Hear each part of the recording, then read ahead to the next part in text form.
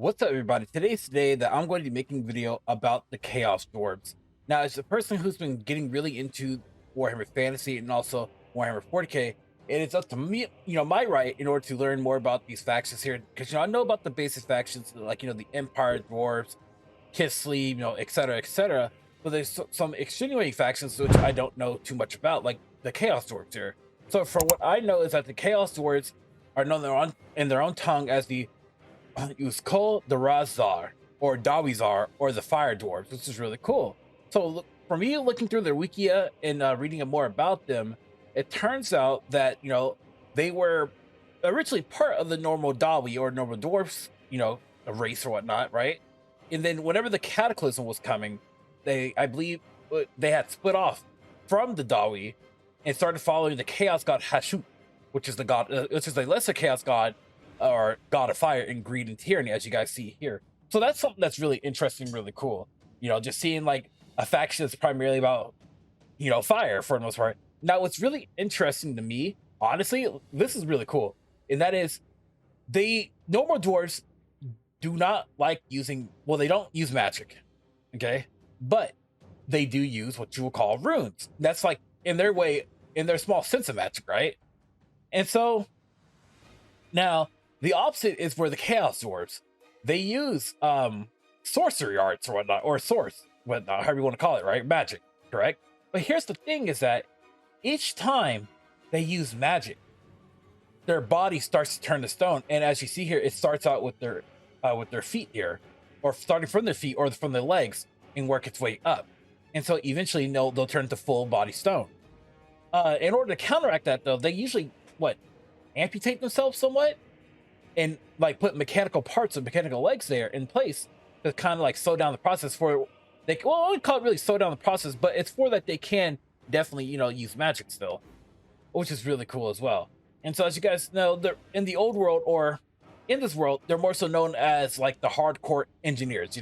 They like to build hulking cannons that can shoot that are like the size of houses, that can shoot from basically where they're at, across hundreds of miles from their current location.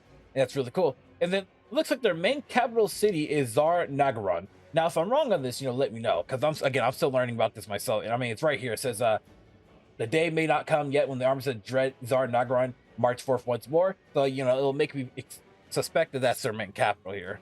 And so looking at this here, one thing or one setup that they do have, which I see that always goes around, is that they have like tall hats, basically, which is pretty cool. And so as you guys see here, the dwarf race moved northwards from its ancestral home somewhere in the Southlands. They moved along high ridge mountains known as the World of Mountains. So eventually, they broke away from that.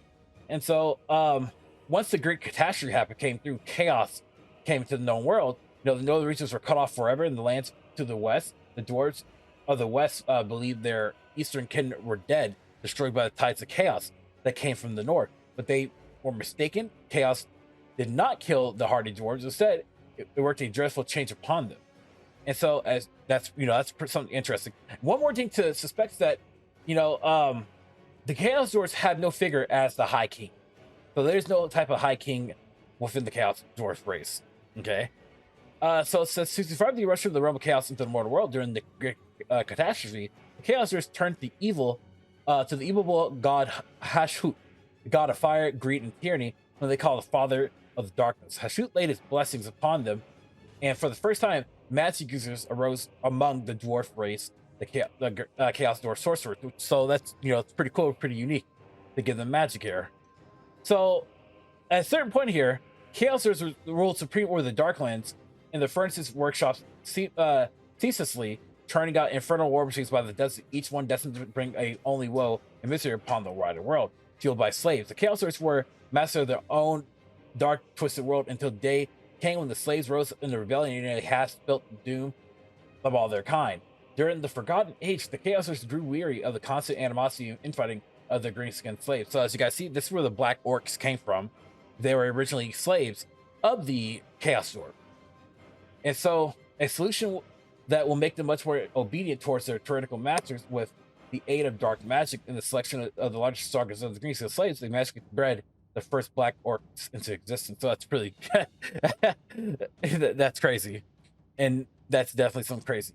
But as you know, of course, with all that magic and stuff, the Chaos Dwarfs are really the Black Orcs here. They eventually rebuilt because there's no way that magic can hold down the obedience of the the Orcs here. As you guys see here, it's the sorcerers can never erase a strong sense of independence that all the dwarves Orcs possess when their green skins rose up in rebellion. So that's actually really cool. So as you guys see, we're under the biology tab here. Physically, Chaos Dwarfs resemble other dwarves for all their dwarves are resistant to the influence of magic, and so Chaos has not warped into gross degree as some of the other creatures. Apart from their long tusks, they display a few mutations that Chaos already brings. Some develop bull-like features, even cloven hooves. Wow, that's actually kind of cool. Hold on. And occasionally horns. These mutations are really seen amongst Chaos Dwarf warriors. It is Chaos Dwarf sorcerers who are most likely to show mutating effects of the magic. But as you guys see here, we're going to bring up this image here. I wonder if it'll pop up. Highly doubt it though, but as you guys see it, I guess it won't pop up for me. Yeah, but I'll probably blow it up for you guys when y'all get a chance. So this is the image that I usually see around the Chaos Dwarfs here, full battle when they're then the full like battle armor and stuff, which is really cool. Now going forward here, let's go ahead and take a look at their armies here. Oh, actually, before we do that, let's look at their governments here. So the government, they have no equivalent of High King or nor any form of control figurehead. Instead, the delegations in running the Dark Empire is usually run by a cadre, a high priest of Hashut. These sorcerers rule over the Tower of Zar Nagron as the lords and masters of the Chaos Dwarves and high priests of the Hashut. Hopefully I say this name right, by the way, gal. I'm sorry if I butchered it. Their lore is deep and ancient, and the study of machines and magic combined to produce arcane engines of power and destruction.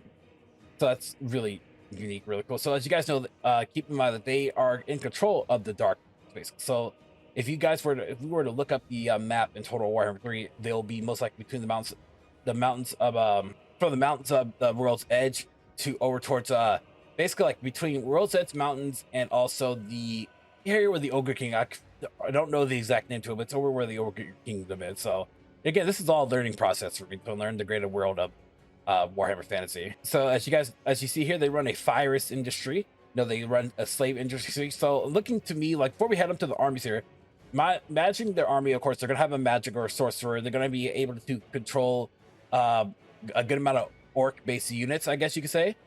But also, I hope that they have a good amount of war machines and that they revolve over all around their war machines instead of just being like a blatant kind of weird mixed copy of dwarf/orc race. That's what I'm really hoping for and looking forward to, for sure. So as we go into their army here, it says right here they have Chaos Dwarf infantry, but not Chaos Dwarf warriors. There are Black Iron Foot soldiers of the Industrial Empire of the Darklands, each of these some Chaos Dwarfs. In addition, bring craftsman and artificer is also highly trained and disciplined warrior. Often scores years of battle to draw upon this martial skill. Is matched only by their true desire to utterly crush anything that would dare oppose them and grind it. Under their heels, there are relatively few Chaos Dwarves, and each and every one of them belongs to one of the Chaos Dwarf sorcerer body and soul. Then you have the Chaos Dwarf Blunderbuss. So this is like if you want to think about the Thunderers, I believe, right?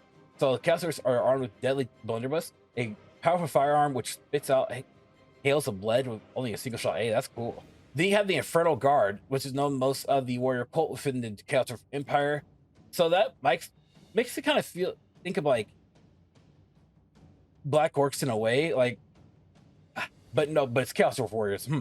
Having sworn tasked with defending the Citadel to death from any that would assail it and carry out the will of the Lord of the Black Fortress without question. Oh, okay, that's unique.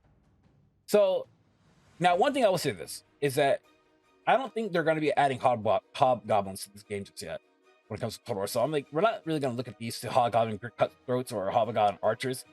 Now, if they do add hobgoblin, units and stuff, that would be kind of cool because it kind of gives an indication that they might add hobgoblins in the future. But I wouldn't doubt it right now. So let's see.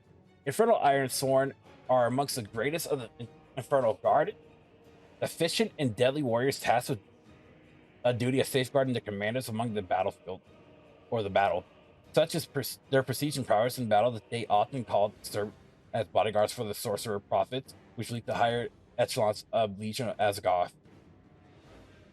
Okay, so then we have orc slaves, black orcs, which I know of, goblin slaves, and Harridans. The Harridans are elite unit chaos or females past childbearing age who serve as bodyguards for the sorcerers. So now the question is, are they going to be adding them as a unit? So now another difference here is that Chaos Dwarfs do not have, well, versus Dwarfs don't have cavalry, but they have, machinery, correct? Now, Chaos Dwarfs, it looks like they have cavalry here. Hobgoblin Wolf Raiders, Bull Centaur Renderers.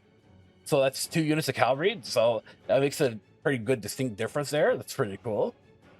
Actually take a look at these units here while we're talking about them, so we can get an idea. Oh yeah, look at that. So that's really cool. Yeah, they can definitely add them this year. Yeah, for sure. For sure. Okay, let's look at the Bull Centaur Render.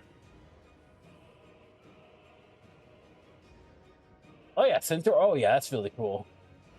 Looks like a dwarf Centaur mix. Okay, so Chaos Dwarf monsters, the Rock Daw Fireborn. Wait, is that like that one character from here from what do you call World of Warcraft? I forgot his name, but he's like the lava dude. Looks really cool. I like that design there for a monster. I wonder if they're gonna use like probably the Chaos spawn as like a base model. Yep, Lamasu. This is definitely gonna be probably like a flying harasser or whatnot. God, it looks menacing.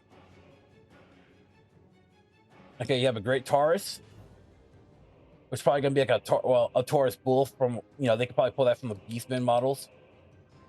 Let's see, K-Doll Destroyer.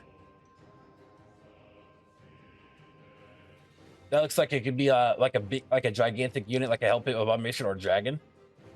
Then you have Chaos Siege Giant. Question is, are they going to give them a Chaos Siege Giant? That's the real question there. All right, so then we have the Hell Cannon. I know what the Hell Cannon looks like. I wonder if they're probably going to use this natural, same model as the Chaos. You have the, what do you call it, the Dreadquake Mortar, which is really nice. Death Striker Rocket Launcher. Ooh, rocket launcher. Wait, what? Oh, that's the miniature of it. Oh. That looks great. That looks great. Let's see. Iron Daemon War Machine. What is this? Why does that look like a train? But I'll take it though. I'll freaking take it. It looks like a train to me, like a really cool train. Amazing unit there. So it's like some of these units is like, I'm wondering if they're gonna work on putting them into the game. It's like, I don't know. I highly doubt it though. So the Dwarf Lords is that you have a Chaos Dwarf Lord, which is a normal Lord. So I don't think they have like a major Lord, like a major legendary Lord. But then there's a Sorcerer Prophet. So the Dwarf Lord here, so that's a Dwarf Lord. Okay. So that's just a normal Lord. I was thinking he was more so the Sorcerer. But, that's fine with me. That looks pretty cool, honestly. And then we have the Sorcerer Prophet. Now, these are the guys where the bodies will eventually turn into what do you call, stone. Okay, so now we have the Dwarf Heroes, which is a Hobgoblin Khan. So making me think of Hobgoblins now. It's like, essentially, they could definitely add Hobgoblins now. Looking at this guy here, his wolf, it looks like. Let's see, the Bull Centaur, a Torok. This will be right here. Can't blow it up for y'all, but that actually looks really cool. Okay, so this is a Demon Smith here. It says, now this is really unique here. I want to know about this more. Chaos Dwarf Sorcerers are both priests and artificers of the society, ruling over the desolate empire of Zagnagron with iron fist of malice. The lore is terrible and ancient and evolves study of machines, the mastery of forgecraft weapons and making, and the terrible chaos magics gifted to them by Hushu. Combine these to create terrifying weapons and arcane devices of power and destruction. So this guy can look like it can be like an engineer role. And then we have the Infernal Castilian, which are captains of the Infernal Guard of Azagoth. They are known to be cruel and drill their troops into ceaselessly. They wear black shard armor and carry a hand or two-handed weapon, a shield, a pistol, and or a fire glaive. Sometimes they can even carry their legion's battle standard. That's pretty cool. So the dwarf holdings are Mongol Tsar Nagaron, which is like I believe their main probably capital. The Uzkulak, Tower of Golgoth, Damon Stump, and Black Fortress. So that's really cool. So notable dwarves here: the Astaroth Iron Hand, oldest sorcerer prophet, Tsar Nagaron. So that could be a legendary lord there. We have Garth the Cruel, current and most potent sorcerer prophet, probably second in power only to Lord Asgaroth. Yes, so they're definitely going to be part. Well, they're definitely going to be legendary lords. So you have Zatan the Black, the commander of the Tower of Tsar, and vassal sorcerer Gorf. Drazholf the Ashkin, sorcerer prophet in charge of Black Fortress, leader Alicia Asgarth, and the Infernal Guard. Bazarak the Cruel, Castilian commander of the Tower of Golgoth during the wars against the ancient Nicaria. Oh, so that means that they're going to be probably putting them in certain, what do you call it? Probably putting them in the Southlands. That should be pretty cool, pretty unique. Give us like a little taste there. So that's pretty much it about the chaos, because I don't want this video to go any too longer. But like, this is to me, like, I'm gonna be, of course, be reading more about them. But this, like, me just getting into it, getting more into the lore. Like, I'm probably gonna end up, if you guys like this video here, I'm probably gonna end up doing more for like Nippon, maybe most likely Arabia, because Arabia is also really unique as well. So I really pray and hope you see A+ in the game. Nippon as well, Cadence and Koresh. So I'm gonna be doing multiple videos like this. Kind of let's go into their wikis and like kind of dissect them and also learn more. And then I'll also be learning more off content as well, just to like get an idea. But if you guys enjoyed this video, or this kind of like deep dive going down with me and learning this with me, appreciate it. Consider liking the video. If not, if you don't like it, dislike it, I don't care. But just thank y'all for taking the time to watch. Thank you for your support, and I'll see y'all for the next video. You guys have a peace out. Much love, everybody. Bye. If you guys enjoyed this video, please leave a like and also hit the bell notification down below. Thanks for watching.